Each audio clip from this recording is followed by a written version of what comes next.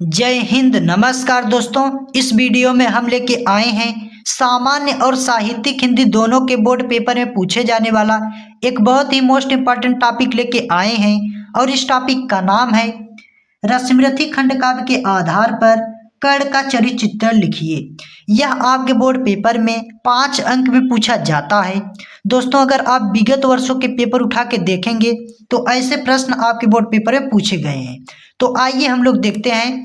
तो आपको दोस्तों कुछ इस प्रकार से हेडिंग डाल देना है, कर्ण का चरित्र चित्रण, और उसमें आपको पहला हेडिंग मतलब आपको परिचय हेडिंग डाल देना है।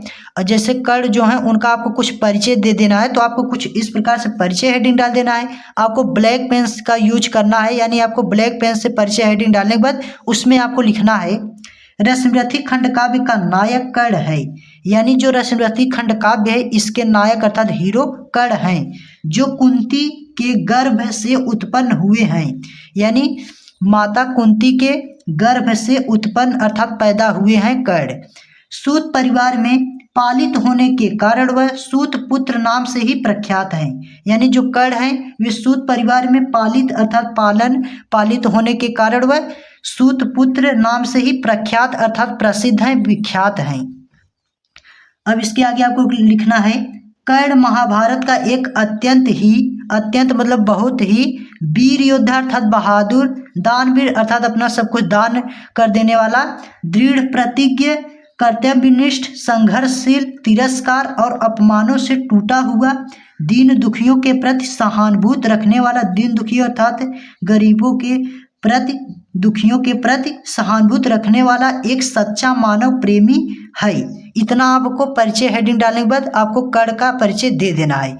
और इसके बाद आपको उसके आगे लिखना है उसके चरित्र की निम्नलिखित विशेषताएं हैं। यानी जो कर्ण हैं इनके चरित्र की निम्नलिखित विशेषताएं हैं। अब इसमें आपको पॉइंट डाल के लिखना है। जैसे पहला आपको हेडिंग डाल के लिखना है, तो कुछ इस प्रकार से आपको पहला हेडिंग डाल देना है वीर योद्धा, और इसमें आपको लिखना है, आपको ब्लैक पेन का यूज करना है, और इसमें आपको लिखना है कर्ण यद्यपि सूत पुत्र कहा जाता है किंतु वह महान मतलब बड़ा पराक्रमशाली है।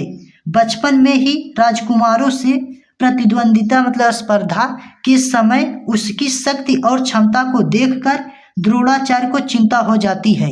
यानी गुरु द्रोणाचार्य को चिंता हो जाती है, यानी कर्ण के शक्ति और क्षमता को देखकर। तो इस प्रकार से आपको वीर योद्धा हेडिंग डालने के बाद उसमें लिख देना है। अब आपको अगला हेडिंग डालना है, हेडिंग नंबर दूसरा दानवीर। इस प्रकार से हेडिंग डालने के बाद आपको उसमें लिखना है, आपको ब्लैक पेन का यूज करना है, युद्धवीर होने के साथ साथ कर्ण दानवीर भी है। यानी युद्धवीर होते हुए भी कर्ण दानवीर अर्थात अपना सब कुछ दान कर देने वाला वीर भी है। उसे ऐश्वर्य और संपत्ति की कोई कामना मतलब आकांक्षा, इच्छा, अभिलाषा नहीं है।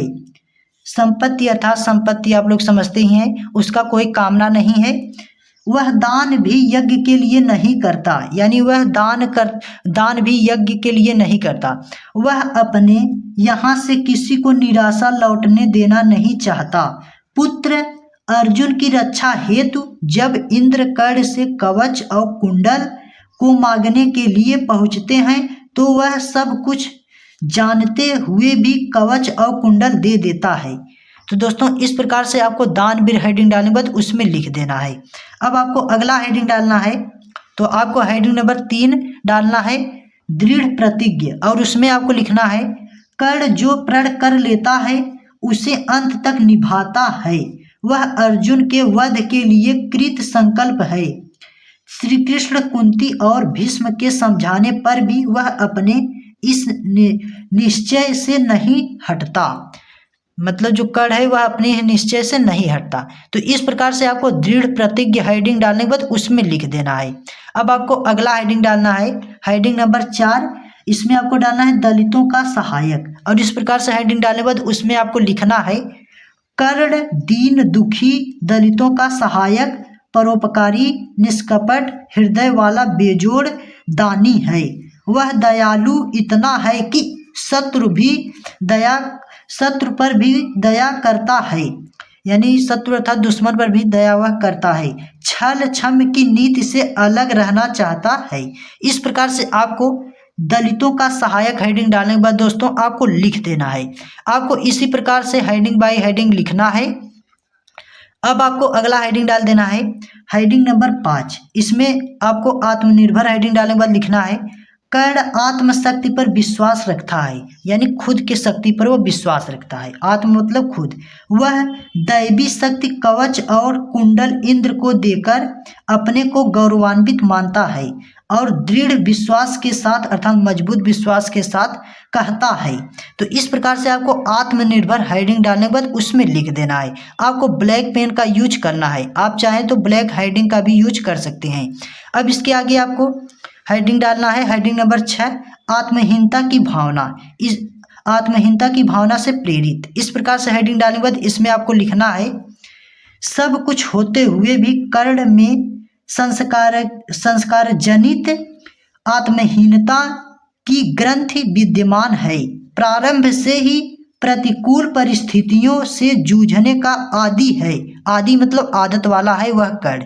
इस प्रकार से आपको आत्महीनता की भावना से प्रेरित हेडिंग डालने के बाद उसमें लिख देना है। अब आपको अंतिम हेडिंग डालना है, हेडिंग नंबर 7, कर्तव्यनिष्ठ।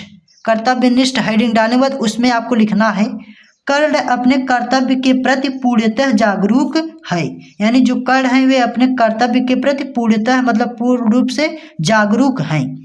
दुर्योधन की मित्रता को वह अंतिम समय तक निभाता है, यानी जो कर्ण है वे दुर्योधन की मित्रता अर्थात दोस्ती को अंत तक निभाते हैं। श्री कृष्ण, भीष्म, माता कुंती सभी के बातों को अपने निश्चय के आगे ठुकरा देते हैं। तो इस प्रकार से आपको कर्तव्यनिष्ठ हेडिंग डालने के बाद दोस्तों उसमें आपको लिख देना है। आपको इसी प्रकार से हेडिंग बाय हेडिंग आपको कर्ण का चरित्र चित्रण लिखना है। अगर आप इस प्रकार से हेडिंग बाय हेडिंग लिखते हैं तो आपको 5 अंक में 5 अंक पूरा मिलेगा। तो दोस्तों मिलता हूँ नेक्स्ट वीडियो लेके, तब तक के लिए जय हिंद, वंदे मातरम, और अपने दोस्तों तक शेयर जरूर कर देना। तो मिलता हूँ नेक्स्ट वीडियो लेके।